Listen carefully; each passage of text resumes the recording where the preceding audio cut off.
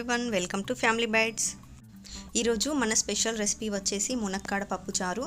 ఈ పప్పుచారు ఎప్పుడు చేసినా రుచికరంగా రావాలంటే ఇలా ఒకసారి ట్రై చేసి చూడండి. సూపర్ టేస్టీగా ఉంటుంది, తక్కువ టైంలో అయిపోతుంది అండ్ చేసుకోవడం కూడా చాలా ఈజీ. ఈ టేస్టీ పప్పుచారుని ఎలా చేసుకోవాలో చూసేద్దాం. ముందుగా హాఫ్ కప్ కందిపప్పుని తీసుకొని శుభ్రంగా కడిగి ఒక హాఫ్ అన్ అవర్ పాటు నానబెట్టుకోవాలి.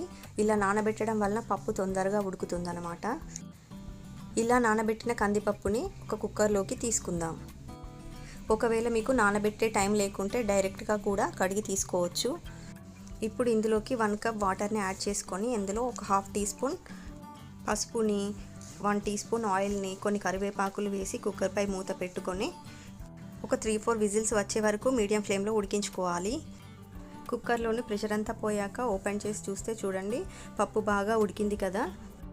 ఇప్పుడు పప్పు కవ్వంతో కానీ లేదా మ్యాషర్తో కానీ మ్యాష్ చేసి పక్కన పెట్టుకోవాలి. పప్పు మెత్తగా ఉండాలి, మెత్తగా ఉంటేనే బాగుంటుంది. ఇక్కడ నేను పప్పు చారులోకి 2 మునక్కాడలను తీసుకున్నాను. ఒక టమాటాని, ఒక క్యారెట్ని, 5-6 పచ్చిమిర్చిని, కొన్ని కరివేపాకుల్ని, ఒక ఉల్లిపాయని కూడా కట్ చేసి రెడీగా పెట్టుకోవాలి. మునక్కాడ పై పొట్టు తీసేసి ఇలా 2 ఇంచ్ పొడవుగా కట్ చేసుకోవాలి.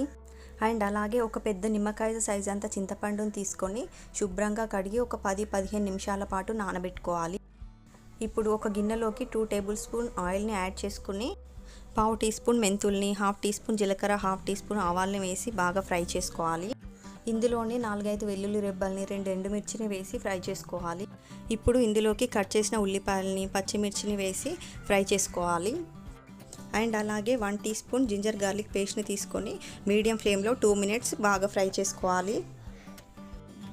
ఇలా 2 నిమిషాలు ఫ్రై చేసుకున్నాక ఇప్పుడు ఇందులోకి 1 టీ స్పూన్ కరివేపాకుని, కట్ చేసుకున్న మునక్కాయ ముక్కల్ని, కట్ చేసుకున్న టమాటాని, కట్ చేసుకున్న క్యారెట్ ముక్కల్ని వేసి హై ఫ్లేమ్లో 2-3 నిమిషాల పాటు ఫ్రై చేసుకోవాలి.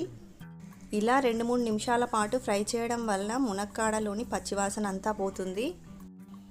ఇవి ఫ్రై అయ్యాక ఇప్పుడు ఇందులోకి 1/2 టీ స్పూన్ పసుపుని యాడ్ చేసుకోండి.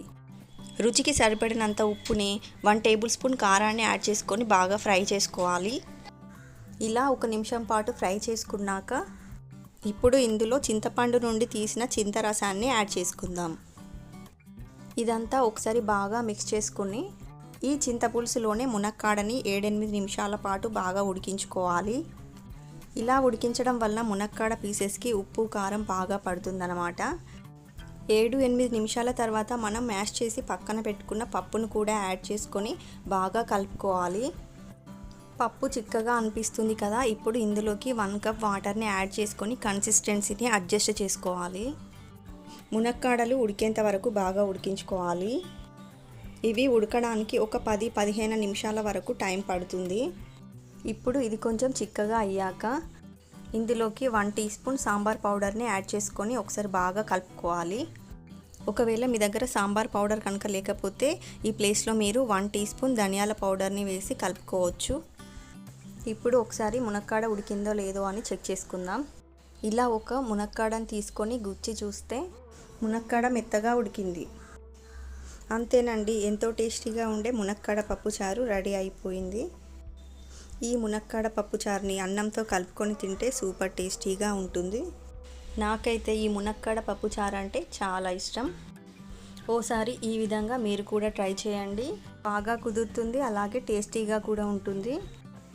ట్రై చేసి మీ ఫ్రెండ్స్ అండ్ ఫ్యామిలీ మెంబర్స్తో టేస్ట్ చేయండి. ఈ వీడియో కనుక మీకు నచ్చినట్లయితే లైక్ చేయండి, షేర్ చేయండి. మరిన్ని టేస్టీ రెసిపీస్ కోసం ఛానల్ని సబ్స్క్రైబ్ చేసుకోండి. Thank you for watching.